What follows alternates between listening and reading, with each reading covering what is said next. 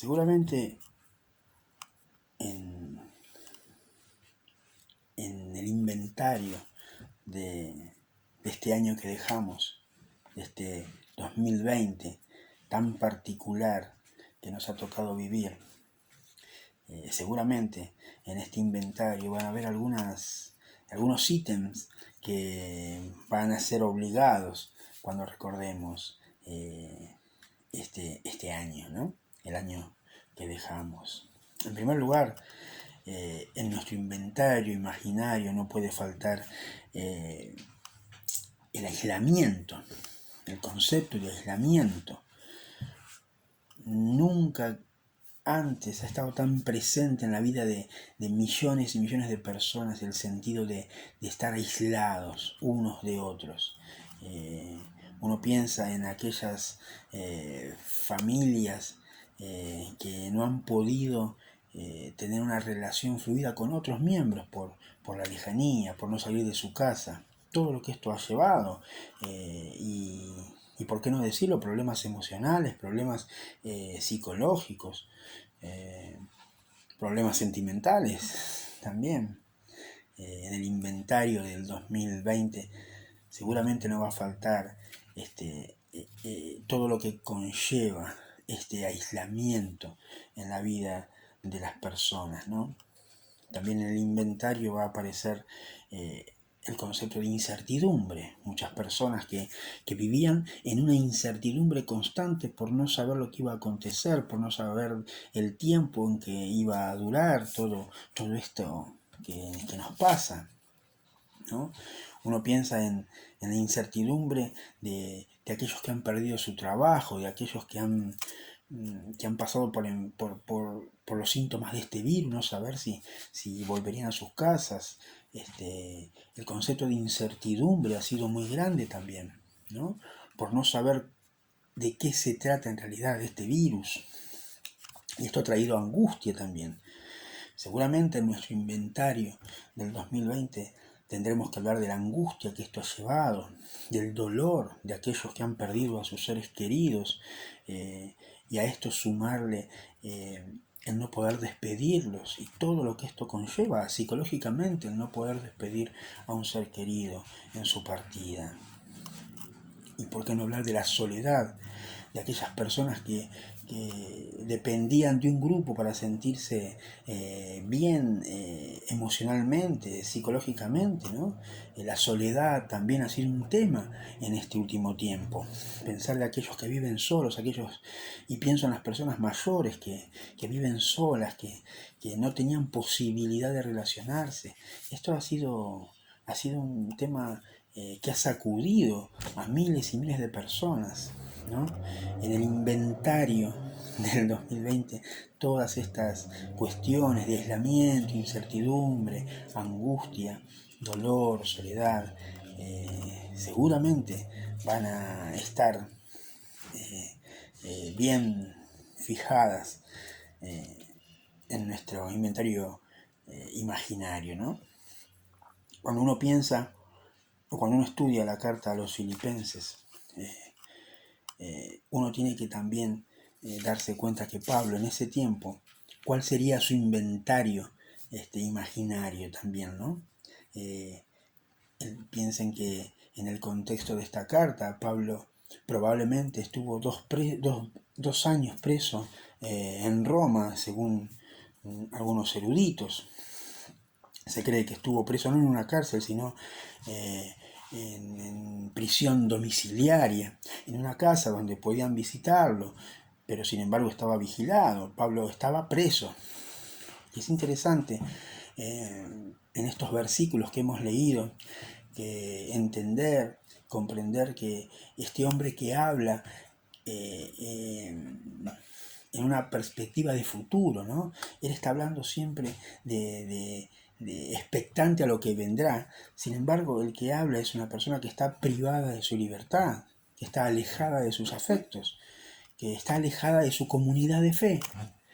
Y por si fuera poco, también está siendo atribulado, por así decirlo, por un grupo de judíos convertidos al cristianismo, que decían que para ser un cristiano pleno había que pasar primero por el judaísmo. Y esto a Pablo lo tenía atribulado porque iba en contra de ese evangelio de gracia que él pregonaba, ¿no?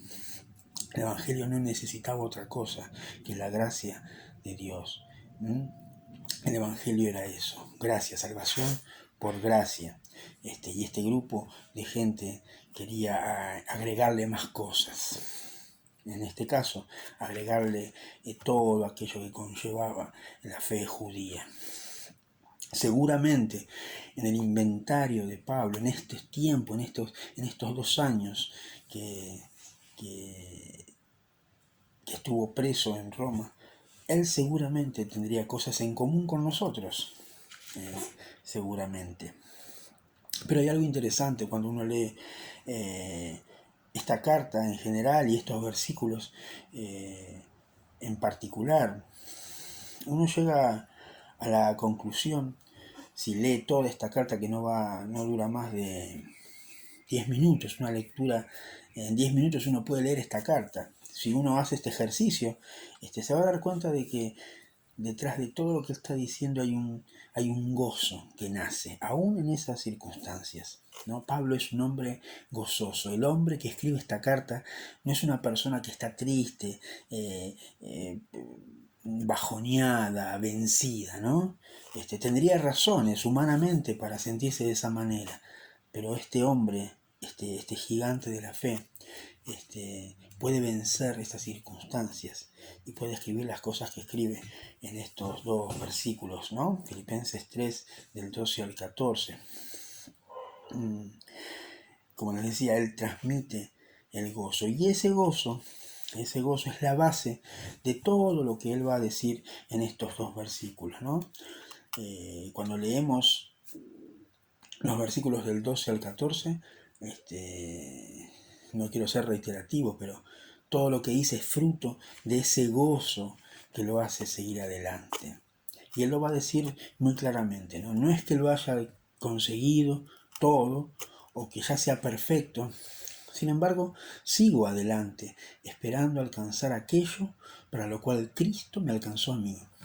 Hermanos, no pienso que yo mismo lo haya logrado ya, más bien una cosa hago, olvidando lo que queda atrás y esforzándome por lo que está adelante, sigo avanzando hacia la meta para ganar el premio que Dios ofrece mediante su llamamiento celestial en Cristo Jesús. Estas palabras pueden ser dichas por una persona que su gozo lo hace vivir su presente en perspectiva de su futuro.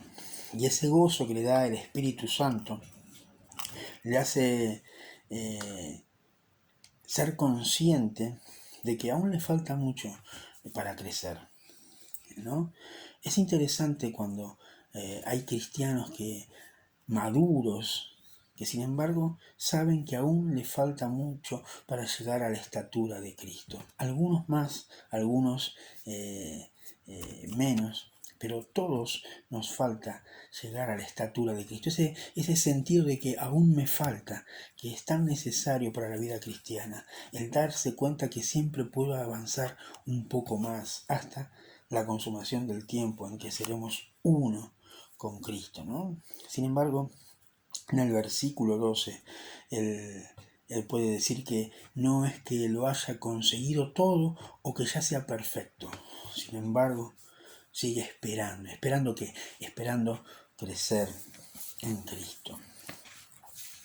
Este gozo que es el fruto de todo lo que él va describiendo, no lo hace detenerse en un pasado de autosuficiencia o fracasos.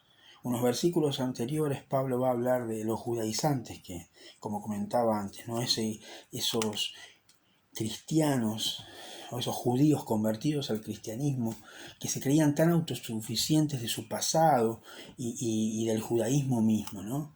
Pablo les dice que si alguien se siente más orgulloso de ser judío es él, que tendría razones, ¿no? Hebreo de hebreos y en pocas palabras va a decir todo todo lo judío, por así decirlo, que es él. Sin embargo, él va a decir que todo eso que podría hacerlo sentir autosuficiente, él lo tiene por poco, por seguir a Cristo, por todo lo que le da a Cristo, ¿no? Cuando pone en la balanza, él sabe que todo ese pasado que otros podrían enorgullecerse, sabe que lo tiene a menos por conocer a Cristo. Y es interesante esto también, en el sentido de que por autosuficiencia o por un pasado de fracasos y dolor, no pueden condicionar mi presente, porque la vida en Cristo es mucho más que aquello que ha transcurrido anteriormente. Todo lo que fui debe ser medido por la vara de mi presente en Cristo. Y siempre mi vida en Cristo hoy va a ser superior a aquello que un pasado de fracaso o de autosuficiencia puede estar condicionando mi vida, ¿no? Ese gozo lo lleva también a esforzarse por seguir siempre adelante y sin temor, ¿no?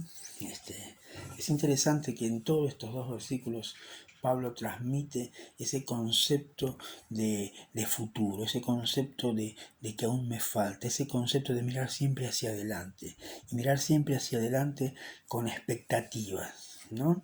Una persona que no tiene expectativa es una persona que comienza a morir lentamente. En todo lo que hagamos, si no hay expectativa, nuestra vida puede ser de fracaso en fracaso. Y Pablo es un hombre expectante. Lo trágico es que muchos cristianos ya viven sin expectativas. Y lo peor que nos puede pasar como cristianos es justamente no tener expectativas del por qué vivir. Esto es terrible, es un suicidio espiritual, ¿no? Porque no nos permite avanzar, no nos permite ver todas las cosas que Cristo tiene para nosotros. Prosigo a la meta, sigo avanzando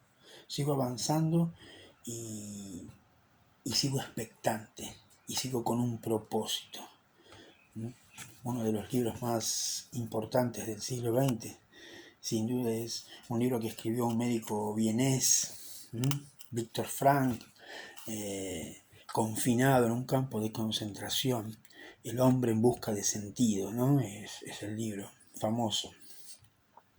Y él, confinado en un campo de concentración, va a hacer un estudio de aquellas personas que lograban sobrevivir y aquellas que morían. Y él va a decir que aquellas personas que lograban sobrevivir, sus conclusiones son que estas personas que lograban sobrevivir eran personas que tenían un sentido, que le daban un sentido a su vida, ¿no? Entonces había uno que ya no tenía por qué vivir y se terminaba muriendo.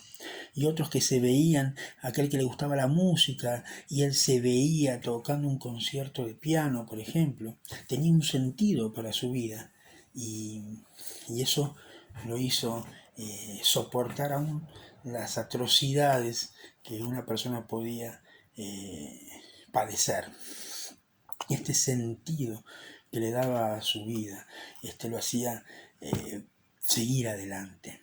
Y Pablo en estos versículos nos habla de darle un sentido a nuestra vida, darle un sentido por el premio que nos espera. Y esto es interesante también, ¿no? No vivimos por nada. El cristiano no vive por nada, sino que vive pensando en aquello que nos espera, en el premio del supremo llamamiento, dirá Pablo. Es interesante también que ese gozo que se ve en toda la carta lo convence a él de su llamado celestial. Lamentablemente, muchas veces creemos que los únicos que tienen un llamado son los eclesiásticos o los que se dedican a la vida religiosa. Y ese es un error que muchas veces condiciona nuestra vida, porque todos tenemos un llamado. Y el llamado no es solamente para cuestiones religiosas, si se le puede llamar de esa manera, ¿no? Un llamado es aquello que, que Dios nos pide en el lugar donde estamos. De modo que un empleado tiene un llamado en ese lugar. Una maestra tiene el llamado en ese lugar. Por supuesto está el llamado de aquellos que dedican su vida a tiempo completo, pero no es mayor llamado que el que trabaja en una oficina, que el que trabaja en un banco, que el que es ama de casa o que tiene alguna otra profesión. En el lugar donde Dios nos ha puesto, ahí está nuestro llamado. Y Pablo es consciente del llamado que tiene, ¿no? Él dice, sigo avanzando hacia la meta para ganar el premio que Dios ofrece mediante su llamado celestial. Pablo está convencido del llamado que tiene. Y nosotros como cristianos, en el lugar donde Dios nos pone hoy, tenemos un llamado. Y se nos pide dar frutos, y se nos pide ser de bendición, y se nos pide ser sacerdotes, ser luz y sal. Y en el lugar donde estás hoy, en la situación donde encontrás hoy, ese es tu llamado. Dios te ha llamado para esa circunstancia que estás viviendo, para esa labor que estás haciendo. Y es interesante y es importante tener esto en mente, ¿no? Todos tenemos un llamado. En el lugar donde estás, en el lugar donde Dios te ha puesto, en el lugar donde día a día tenés que laborar, tenés un llamado, tenemos un llamado. Y ese llamado nace de Cristo, ese llamado es celestial y por lo tanto tiene que dar frutos. Y Pablo es un convencido del llamado que tiene. Por último, ese gozo que se ve en todo el escrito de Pablo y que trae como consecuencia esto que viene diciendo él en estos 2 versículos, o del 12 al 14, uno puede ver que Pablo tenía un propósito por el que vivir. Un propósito por el que vivir. Él habla del premio que Dios ofrece mediante su llamamiento, ¿no? Y él dice que sigo avanzando hacia la meta para ganar el premio de Dios. Es interesante esto, ¿no? Porque no vivimos por nada, sino que vivimos expectantes y con un propósito y dándole sentido a nuestra vida por el premio que Dios tiene para nosotros en una vida en Él desde ahora y para siempre. Vivimos por un premio, vivimos por aquello que Dios tiene preparados para nosotros, pero que podemos empezar a vivirlo desde hoy. Y no es maravilloso empezar este 2021 desde esta perspectiva. No es maravilloso comenzar este año con esta actitud de seguimiento, esta cuestión, esta actitud de seguir avanzando, esta actitud de mirar hacia una meta, esta actitud de sabiendo que hay un premio que nos espera, una actitud de saber y de estar seguros que este mismo Dios que nos guía en nuestro camino tiene algo preparado para nosotros. En nuestro inventario del 2020, con todo lo que esto trajo, debemos dejarlo atrás y mirar hacia lo que nos espera este nuevo año. Olvidando ciertamente lo que queda atrás, prosigo hacia la meta.